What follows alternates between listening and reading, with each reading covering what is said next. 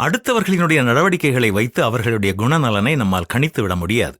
உதாரணத்திற்காக இந்த நிகழ்வை கூறுகிறேன், கேளுங்கள். ஒரு பெண் ஷாப்பிங் சென்றாள். கேஷ் கவுண்டரிலே பணம் கொடுக்கும் பொழுது அவளுடைய கைப்பைக்குள் டிவி ரிமோட் இருப்பதை கடைக்காரர் பார்த்தார். நீங்கள் எப்பொழுதும் டிவி ரிமோட்டை உங்கள் பையில்தான் வைத்திருப்பீர்களா என்று கேட்டார். அதற்கு அந்த பெண், இல்லை, என் கூட ஷாப்பிங் வரமாட்டேன்னு என்னுடைய ஹஸ்பண்ட் சொல்லிட்டாரு, அதனால் அவர் டிவி பார்க்காமல் இருப்பதற்காக ரிமோட்டை கையிலே எடுத்துட்டு வந்துட்டேன் என்று அந்த பெண் புன்னகையோடு சொன்னாள். இந்த பெண் சாமர்த்தியசாலி என்றுதானே நினைக்கிறீர்கள்? தொடர்ந்து கேளுங்கள். இதை கேட்ட கடைக்காரர் பில் போட்டுக்கொண்டே அவள் கொடுத்த கிரெடிட் கார்டை வாங்கினார். பின் அவளிடம், உங்க கிரெடிட் கார்டை உங்க கணவர் பிளாக் பண்ணியிருக்கிறார் என்றார். இப்பொழுது கணவர் சாமர்த்தியசாலியாக தோன்றுகிறது இல்லையா? கதை முடியவில்லை. உடனே அந்த பெண் தன்னுடைய கைப்பையிலிருந்து தன்னுடைய கணவனின் கிரெடிட் கார்டை எடுத்து நீட்டினாள். அது பிளாக் செய்யப்படாமல் இருந்தது. மனைவியினுடைய அறிவைக் கண்டு அசந்து விட்டீர்களா?